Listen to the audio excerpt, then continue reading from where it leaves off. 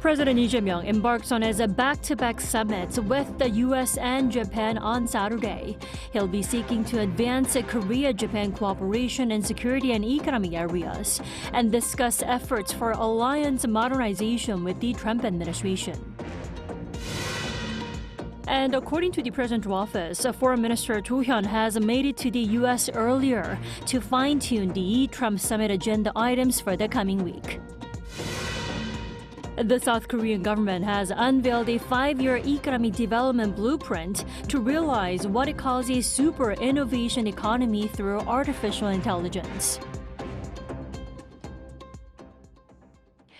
President Lee Jae Myung sets off tomorrow on consecutive trips to Japan and the U.S. Ahead of the president's departure, National Security Advisor Lee Sung-lak today briefed reporters on the key agenda items and focus of each visit. Our presidential office correspondent Song Yoo-jin starts us off. Back-to-back summits with South Korea's key partners. President Lee Jae Myung heads to his first stop, Japan, on Saturday. So, what will be on the agenda? National Security Advisor Lee Sung-lak told reporters on Friday that the two leaders will address shared challenges and discuss practical ways to cooperate. Trade uncertainties triggered by the Trump administration and North Korea's nuclear threats could also be on the agenda. But the summit itself holds great significance. The two leaders agreed in June to swiftly resume frequent leader-level diplomacy. We hope President Lee's visit to Japan will further deepen the personal bonds and trust between them. Lee says this could also create a virtuous cycle to discuss thornier issues such as historical disputes. As for President Lee's first summit with U.S. President Donald Trump, the top security advisor called it a meeting with challenges. He outlined 3 goals: stabilizing Seoul and Washington's economic and trade partnership under last month's framework agreement, modernizing the alliance, and exploring new ways of cooperation. On trade, details of South Korea's investment pledge within the framework are expected to be nailed down. Investment will likely be discussed further at the South Korea-U.S. summit. Both sides are aware of this, and we've already proposed a range. I don't expect much difficulty in this. I think the upcoming summit will produce a mutually beneficial investment package. On security, we emphasized modernizing the South Korea-U.S. alliance by further reinforcing their joint defense posture. Washington could also press Seoul to boost defense spending, while the two presidents may discuss resuming dialogue with North Korea. And when it comes to fresh areas of cooperation, nuclear energy, shipbuilding, AI, and semiconductors are expected to be on the table. With President Lee describing trilateral cooperation among South Korea, the U.S., and Japan as the axis of diplomacy, the presidential office says Seoul is ready to show its commitment to working more closely with the two, which share the values of freedom and democracy. Song Yoo-jin, Arirang News. And South Korean Foreign Minister Cho Hyun arrived in Washington, D.C., departing early. Now, Cho is likely to conduct a final review for the summit agenda with his U.S. counterpart, Marco Rubio. Our Cha Yoon-kyung has more. South Korean Foreign Minister Cho Hyun arrived in Washington, D.C. on Friday in preparation for the Korea-U.S. summit next week. Cho is set to conduct a final on-site review for the summit agenda with U.S. officials, which is likely to include U.S. Secretary of State Marco Rubio. Cho is revisiting the U.S. about 3 weeks after having a summit with Rubio at the end of last month. Cho is skipping the planned Korea-Japan summit in Tokyo scheduled for Saturday, as it is unusual for a foreign minister to forego a summit, especially one marking the president's first trip to Japan. Cho's early trip to the U.S. has fueled speculation of last-minute complications, such as emergency trade or security issues. But the presidential office said on Friday that there was quote-unquote nothing sudden about the foreign minister's early departure for the U.S., with spokesperson Kang Yoo-jung explaining during a briefing on Friday that it is to ensure more thorough and meticulous preparations. President Lee Jae Myung is scheduled to meet U.S. President Donald Trump at the White House in Washington, D.C. for the first time since his inauguration on Monday local time. Cha Yoon-kyung, Arirang News. Former National Assembly Speaker Park Byung-seok has been tapped to head a special delegation to China. According to Presidential spokesperson Kang Yoo-jung on this Friday, the four-member team will be made up of Bak and ruling Democratic Party lawmakers Kim Tae-yeon and Park Jung, as well as Lee Jae Myung, director of the East Asian Culture Center. During their four-day visit starting this Sunday, the envoys will meet with senior Chinese officials, including Zhao Leji, chairman of the National People's Congress Standing Committee, as well as Foreign Minister Wang Yi. They'll deliver a presidential message on advancing ties under the two countries' strategic cooperative partnership. Now, this marks the 12th and final group of special envoys dispatched by the Lee administration since taking office. The Lee Jae Myung administration has laid out its economic growth strategy for the next 5 years. Now, the centerpiece is artificial intelligence. We have two-part coverage of this strategy today, and our correspondent Kim Do-yeon reports. At least 60 times is how often AI was mentioned on Friday as 5 of the nation's top economy-related ministers unveiled a new economic roadmap for the Lee Jae Myung administration.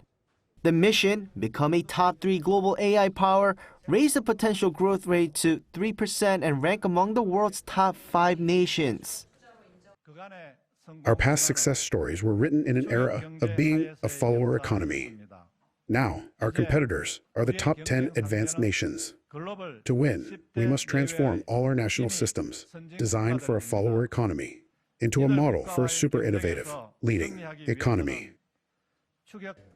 To fuel this vision, a national growth fund of over 100 trillion won or roughly $75 billion will be established, comprised of a total of 30 projects. 15 are related to fostering AI capacity in what the government calls the AI Great Transformation. The 15 flagship projects are put into 3 categories. Physical AI, with 7 projects, focuses on merging AI with South Korea's strong manufacturing base to strengthen robotics and auto industries, among others. Public sector AI, with 3 projects, involves integrating AI into government services to improve efficiency for areas such as welfare, employment, and tax administration. Foundational AI initiatives, with 5 projects aimed at creating an underlying ecosystem for AI to flourish, with talent cultivation and AI education accessible to earlier ages and all citizens. To execute this, each ministry has a role. The Minister of Science and ICT has outlined plans for an AI highway, securing over 50,000 advanced GPUs by 2030 and developing proprietary Korean AI models to ensure digital sovereignty. Meanwhile, the Ministry of SMEs and Startups has pledged to reignite the investment scene. We will make the recovery of the contracted venture investment ecosystem our top priority and expand the venture investment market to over 40 trillion won annually by 2030, more than 3 times its size in 2024. The strategy extends across the board, with the Agricultural Ministry set to integrate AI into farming and the Industry Ministry supporting the new high-tech manufacturing projects. Meanwhile, the government hopes this innovation-led approach will secure long-term growth, but it remains focused on the present as well.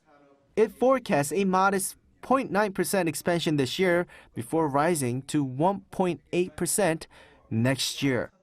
Kim Do-yeon, Arirang News.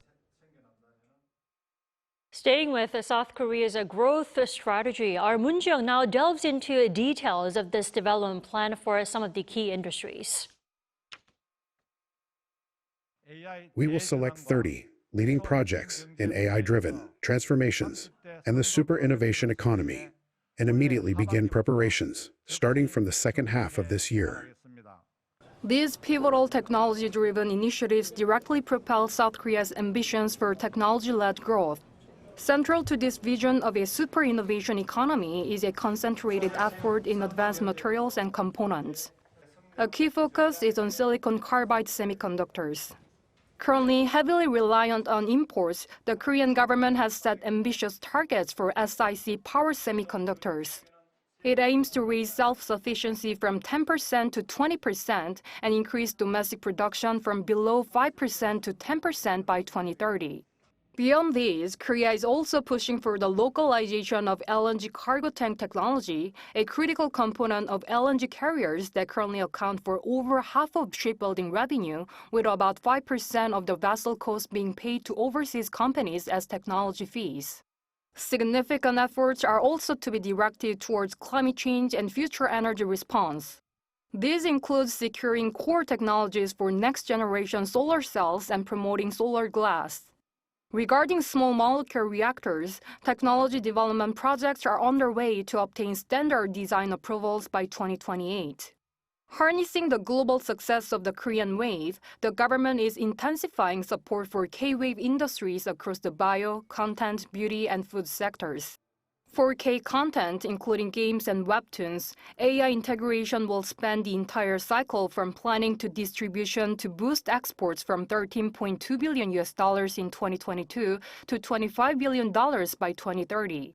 In the beauty industry, which ranked third globally in exports last year, the goal is to cultivate one customized K-beauty integrated cluster to propel it to become one of the top 2 global leaders. The government is poised to fundamentally redirect capital flows, which have been overly concentrated in real estate, towards productive sectors like corporate investment.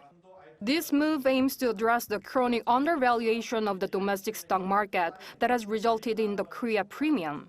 The government has also unveiled measures to strengthen the livelihoods of small businesses and the self-employed.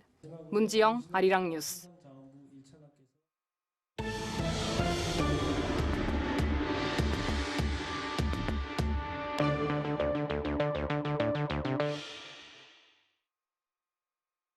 Parliament has passed all 3 bills related to media reform, ushering in a new era of governance of public broadcasters. Our An Sung-jin has the details.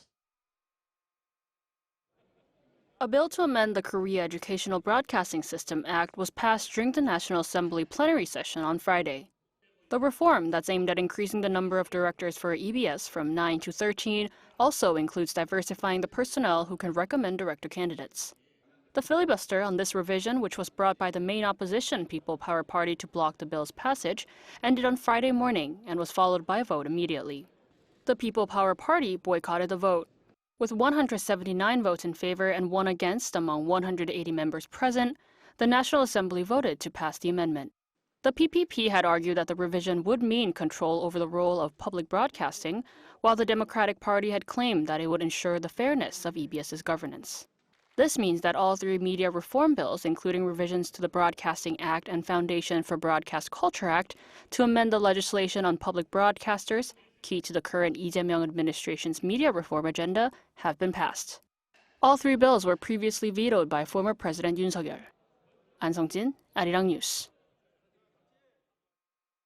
The People Power Party's leadership race ended without a winner on Friday, sending the top 2 candidates into a runoff. Reporting from the convention hall in Cheongju, where the race took place, our Moon Hae-ryun brings us the story. Waves of red swept through the convention hall on Friday, but no single candidate emerged victorious in the People Power Party's leadership election. No contender was able to win a majority of votes, meaning the race now heads to a runoff between the top 2 candidates, Moon-soo and Jang Dong-hyeok. With the votes failing to produce a decisive winner, all eyes are now on the top 2 contestants to see who can secure broader support and steer the party forward. Both candidates belong to the anti-impeachment faction of the PPP, which opposed the impeachment of former President Yoon Suk-yeol, while the other 2 candidates were pro-impeachment. However, both Kim and Chang emphasized the importance of unity in their speeches following the announcement. At a time as serious as this, can we afford to be divided among ourselves? Let us stand together for our party and firmly defend South Korea's free democracy in this time of crisis. Everyone, please choose the future. Choose innovation. Choose a united People Power Party. A televised debate between the finalists is set for the following day on Saturday. Voting will then take place through a mix of mobile ballots and public opinion surveys through Sunday and Monday, before the final outcome is revealed on Tuesday. The runoff underscores the party's internal division, as no single figure has yet been able to command a broad consensus. The next leader will be tasked with rallying the base, rebuilding trust among voters, and preparing the opposition party for local elections next June. Meanwhile, the PPP also unveiled new appointments to its leadership team. 4 additional members have been elected to the party's Supreme Council: Kim Min-soo, Kim Jae-won, Shin Dong-hyeok and Yang Hyung-ja, while Woo Jae-jun was named Youth Supreme Council member, a post reserved for leaders under the age of 45. Moon Hae-ryun, Arirang News. As we've been reporting this month, Korea marks its 80th anniversary of liberation from Japanese colonial rule. And in light of this occasion, the National Archives of Korea is opening a special showcase tomorrow that walks us through the years since then. Our Shin Ha-young has this report. 80 years ago, the light of independence broke through the darkness. Since then, Korea has risen from the ashes, achieving rapid growth, democracy, and a global cultural influence. To celebrate the 80th anniversary of Korea's liberation from Japanese colonial rule, the National Archives of Korea is hosting a special exhibition, A Journey of Light Through 80 Years of History. The special exhibition here at Gwanghwamun Square features a structure of 80 pillars symbolizing Korea's 80 years since liberation, with LED displays showing the nation's resilience and achievements. At the start of the exhibition, in the prologue section, visitors can hear a Korean language broadcast from Voice of America on the morning of August 15, 1945, before the Japanese emperor's surrender, delivering the sound of liberation. Bringing to you in the various languages the message of President Truman to the effect that Japan has accepted the Allied terms of unconditional surrender. Here now to our listeners in Korea. 조선 동포 여러분, 일본은 포츠담 선언 조건을 완전히 접수하였습니다. Under the title Now Our Nation, the first part of the exhibition shows how the people founded the Korean government and features a replica of the Republic of Korea's first constitution. In the second part, Divided Destiny, One Dream, visitors can for the first time hear 1950 interviews conducted by a member of the UN Commission on Korea with refugees at a camp in Kimhae following the outbreak of the Korean War. With 3 additional parts, the exhibition also highlights Korea's journey from industrialization and democratization to the global impact of its culture. The exhibition lets people experience Korea's path of industrialization and democratization through records. We hope Koreans overseas and people worldwide will also join in sharing these achievements. The special exhibition runs from Saturday through the end of August, and since it is held outdoors, visiting hours are 8 a.m. to 10 p.m., so visitors can avoid the heat. Shin Ha-young, Arirang News.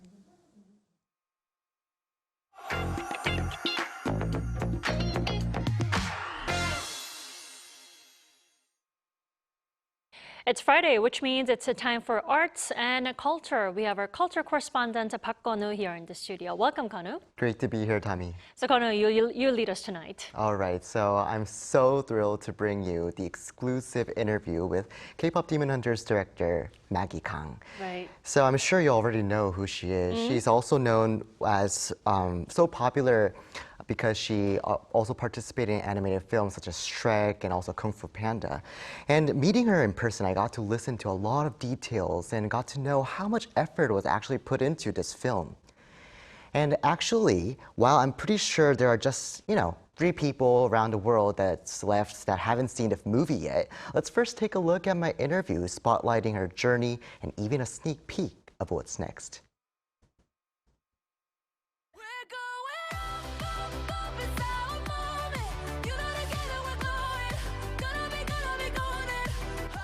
Homecoming Golden.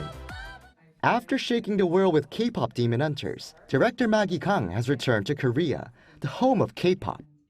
Well, every time I come to Seoul, I feel like I'm home. So when the plane touches down, I just think to myself, oh, I'm home now. Having spent lots of summers in Seoul as a young girl, Kang says her back-and-forth life between Korea and abroad became a deep source of inspiration. All the summers I spent in Seoul, I was here. I was experiencing it firsthand. And that memory just kind of stays with you. And that paired with all the kind of pop culture and references that I learned from Western culture. Back then, her love for K-pop was often dismissed by her friends abroad. But now she feels a massive shift to how K-culture is embraced in the West, making her proud to be a Korean. Well, when I was a little bit more insecure, I hid it from people. But the older I got, I knew that I've always just had this like strong Korean pride. And then to see Korean culture, now it's kind of unavoidable. You go to a fast food restaurant and there's like a gochujang flavor of chicken wings, completely accepted into mainstream. Seeing the rise of K-pop's popularity, Kang says she wanted the film to reflect that connection with fans, not tied to just one idol group. And so it is really a mix. You know, when they see Huntrix, they think, I'm a fan of this group, and so for me, Huntrix is this group. I just wanted to make a film for every K-pop fan to enjoy in their own way. The movie took around 7 years to make, leaving a question. How does she manage to stay relevant and trendy? It's really about the story and really staying true to what the fans are, what the audience is going to connect with. From the very beginning, that was really set. It was all a culmination of everybody's like favorite things. With global fans still excited about the movie, Kang gave us a sneak peek of a potential sequel. There's a lot of ideas that didn't make it in. So I would love to feature new demons, you know, that are different visually and different types of music. And I think there's a lot of backstories that we can flesh out and give the fans a little bit, you know, more information on. Can you give us a message for all the Rumis outside watching that are struggling for finding their dreams and trying to pursue their career that they want? Stay true to yourself, and if you feel scared, you're probably doing something right. Once you create any work of art or put anything out there that's a part of yourself, that's what people want to see, that's what people connect to the most. At the end of the day, Kang stressed the film carries one true message: don't be scared of who you are. Echoing the lyrics of K-pop Demon Hunter's theme song, Golden. I'm done hiding. Now I'm shining like I'm born to be. Great interview, Konu. I'm sure you had more behind-the-scenes stories that you couldn't include in your report. Tell us more. There are tons of stories I want to tell you, but just to tell a few of you, during my one-on-one talk with her, she refers to all the scenes as her children, meaning they're all important and they were hard to make, every scene. And so she tells us what the scene she has put much effort into. One of the scenes that I'm most proud of is the very opening scene where we see the old-time original hunters and we see Korean culture from the Joseon era to modern day. It's such a short moment, but for me, being someone who's Korean, it was just such an emotional feeling to see our tradition just on screen. She added that it took a long time to approve. Actually, it was the very last scene to be approved because the production team wanted to learn and put all the expertise they learned into it. And during her visit to Arirang to join our special show K-pop The Next Chapter, she also shared how much effort went into the final scene, especially in portraying traditional attire like the kat you're seeing on the screen right now. And one other interesting fact she revealed was about the main character, Rumi. She said her daughter was actually named after the character. And it doesn't stop there, as the voice acting and singing for the younger version of Rumi were also done by her daughter, Rumi. I love the name Rumi. It sounds so special. Yes. But Konu, after she had an exclusive interview with you, she also had a press conference here in South Korea with other reporters. What did she have to say there? Yeah, so the press conference happened today at around 2 p.m. But before I tell you more about this, I want to ask you a little question, Tommy. So these days, there's one track that I am listening to on and on. Can you guess? Golden has to be. Yes, Yeah. I knew you would get it right away. But anyways, I wanted to dive deeper into this song, Golden, because as you probably know, Golden has topped several global charts, including the Billboard Hot 100. And amid the popularity, director Kang revealed a behind-the-scenes story of how the song was released, while saying it was actually the hardest song to create in order to serve many purposes. Number one, it became kind of Rumi's I Want song, which is very traditional for any musical. And we also realized that we needed to set up the backstories of all of our characters. Musically, it felt like we needed the song to be kind of difficult to sing. Our movie is about the power of music, and whenever a singer hits a really high note, we get this feeling like butterflies, and I really wanted to feel that through this song. So she added that the song was so hard they had to go through 7 or 8 different versions before their team finally felt this is it. I'm sure it took several times to make that song perfect in their way. Konu, thank you so much for the fun coverage tonight. Thank you.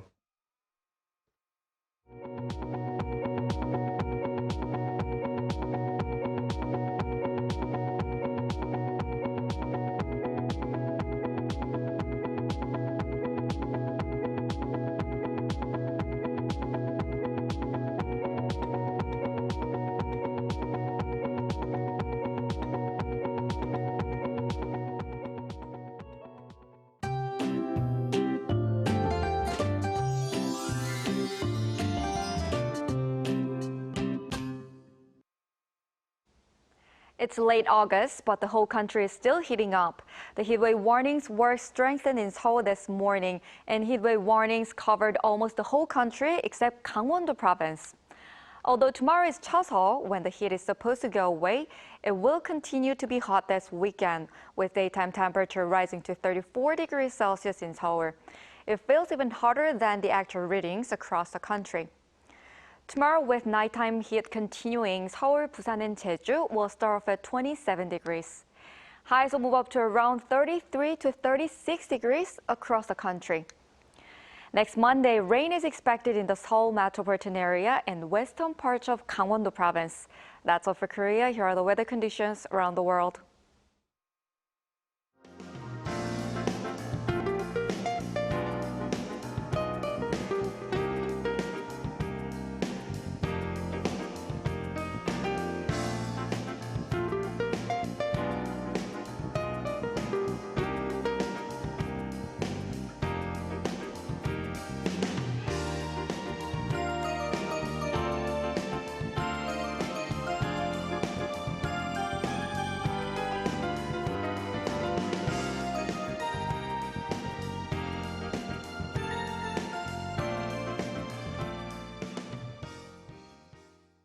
That is all we have for tonight. I'm Kim Dami. Thanks for watching and good night.